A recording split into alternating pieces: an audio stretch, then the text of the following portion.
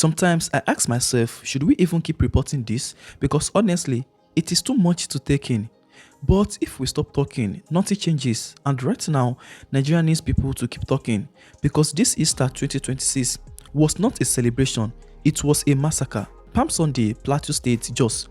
Gunmen stormed a community at around 8 p.m. where people were gathered.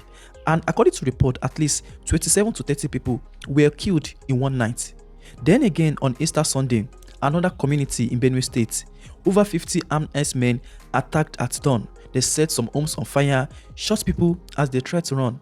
And according to reports again, at least 17 people were killed. Some people were even still missing till now. Same day in Kaduna State, in one village, terrorists walked into First Equa Church, St. Augustine Catholic Church, during Easter service. And guess what happened? They opened fire, killed at least 7 worshippers, and they abducted 31 people. Now imagine 3 states, 1 weekend, dozens of Nigerians dead, while the rest of the country was celebrating Easter. And this is what is happening right now, because some Nigerians online are saying what many thinking but afraid to say out loud. Some are saying Donald Trump should come and fight since the Nigerian government cannot do anything at this point. Others are asking, does this government even hear the cry of the people? Now let's take a listen to what the Arise News crew had to say, because they reacted to everything and they did not hold back. Here's what they said. And when he said this will not happen again, I remember I said to myself, it will happen again. I think it was Drucker that talks about cultural eating strategy for breakfast. It will happen again because there's a culture that allows impunity happen in Nigeria. You know why people don't do crimes that much in other climes? Because you know there are institutions and systems that bring them to book. You know the states will go after them. But in Nigeria, look at it, Easter weekend, over 30 people died, and close to 30 people died. Till today, ask who have been arrested, who are those arrested in connection to these killings? Nothing. They do it and they go scot-free with it. The military apparatchik is so quick, and the security apparatchik is so quick to say, oh, it's because we're reading them off their camp, so they're just doing soft targets and everything. So you will ask them, where is the reconnaissance protection for citizens to avoid these soft targets? It's not there. Yes, when we see the military do some good things, we commend them like they've done, like rebuffed an attack. Yeah. But we want a case where they will be present in as much places so we can have the reduction of the death. Palm Sunday, we had how many people died? Over 30 people. Over 30 people? About 27 people as at the last count. Easter Sunday, 20 people. Reported, are you? Because a lot of the cases slip through the cracks. Some don't get reported. So this is reported. And that's why ACLED was correct in their estimation when they say we're one of the most terrorized nations in the world. The government is trying to put forward the solution, state police. But I think the matter is now way beyond state police. And correct me if I'm wrong, I don't want to be a prophet of doom, but we'll see how state police is able to nip this in the bud. How quick or easy is it going to be? It's way beyond boots on the ground. How can we go back and see the funders of this crime and go after them? What is the transparency and the sincerity on the part of the state to be able to nip the problems of complicity in the bud? Because with the power the state has, things like this shouldn't be happening. Palm Sunday. Yeah. You know, there was also an incident on Palm Sunday.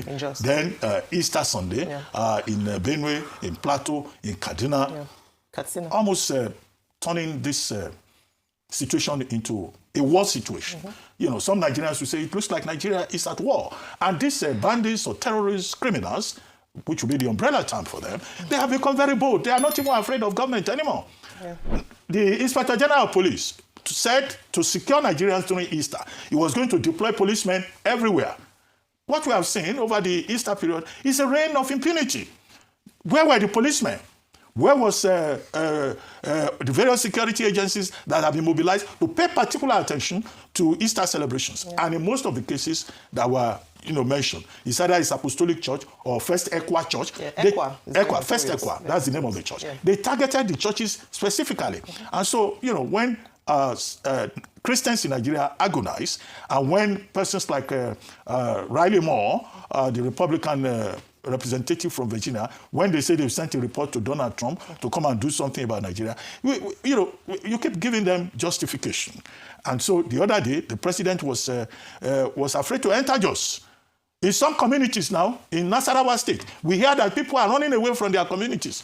People can't enter their own communities because this situation is getting worse. And that's why it should be, an emergency. It should be a priority that government should continue to address. It's sad that people who had gone to church on Easter for their Easter celebrations to mark the day, to celebrate the day that is very significant in the Christian calendar, and then what they met with is either abduction or death. And this is why you can understand the US's stance and designation of Nigeria as a country of particular concern, and even further to establish or to say that in Nigeria, Christian genocide currently occurs. Because if you look at the attack that happened over the weekend, it was targeted during a Christian celebration, and then the targets were people who went to church in their places of worship. And so it will be quite difficult to argue otherwise, that this isn't taking place. And because of that, we then call on the responsibility of the government to actually take action in this regard.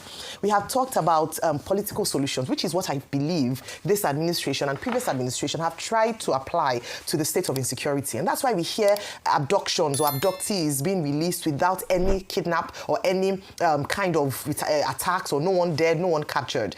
So far, what we can see from that trend is that a political solution has been employed in tackling insecurity, and in some cases, I dare say, in negotiation with some of these bandits. But we have seen for the Nigerian government that this hasn't worked.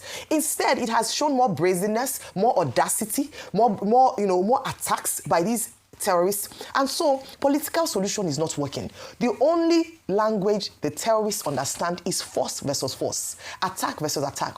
And in that regard, unfortunately, we haven't seen enough from the Nigerian state. What we have just seen or heard is platitudes, condolence visits, conversations around, we will deal with it, but no show of force to actually fish out the people and the perpetrators who are behind these attacks. We've maintained consistently that if we wanted to tackle the issue of insecurity, and not just on the civil, security experts, leaders from other countries were listening to the president of El Salvador talking about the fact that if terrorism or insecurity lasts for a certain period of time, then there's complicity within the leadership. And so we don't want to hear platitudes anymore or messages of it will, we will. What Nigerians want to hear is that people can actually go about their daily duties, be able to express their constitutionally guaranteed freedom of religion and worship by the government protecting and providing security for them. And so how many, when the president said that the security agency should move to Jos, we're like, how many places would they move to? They were asked to move to Benue State. They were asked to come to Jos in Plateau State. Will they now go to Kaduna, go to Katsina, go to Benue State? They don't even have enough boots on ground. They don't have enough personnel. And so the question that has been raised again and again is that the people they are going to speak to, can they now change tactics instead of political solution to see that these are saboteurs? Because really and truly, we will see the trend that towards an election cycle, or when there's a particular move for, there's an agitation for a particular move, these incidents increase. And so we understand the reason behind this. Can we now fix it? Enough of political solutions. Let us go in with force. That is what the Nigerian people are asking for. Let me be honest with you, because every time this happens, and it keeps happening, the government releases a statement. They either condemn it or promises justice. They deploy troops, and then it happens again. Plateau State Governor Mutwang said about the Palm Sunday attack, those responsible will not go unpunished. The question is, how? When? We have had that before, honestly, and after Benue, after Kaduna, after every single attack. The Nigerian Association of Nigerians said it plainly. Nigerians are tired of money. Nigerians are tired of statements. Nigerians want action. So, viewers, I want to ask you directly, on a scale of 1 to 10, how would you rate this government's response to insecurity in Nigeria? 1, meaning they have completely failed the people. 2, meaning they are doing their best. Drop your number in the comments and tell me why, because the only thing worse than these attacks is staying silent about them. I need to say this, please. This is not a political video. This is not about APC or PDP. This is about Nigerian lives that are being lost while the rest of the world watches. Please, if you found this video helpful, share this video, post it, let's tweet it, let's keep everyone informed, because the more people talk about this, the harder it becomes for leaders to stay silent. Like this video if you believe Nigerian lives matter, and make sure you subscribe and turn on notifications, because I have more updates coming soon.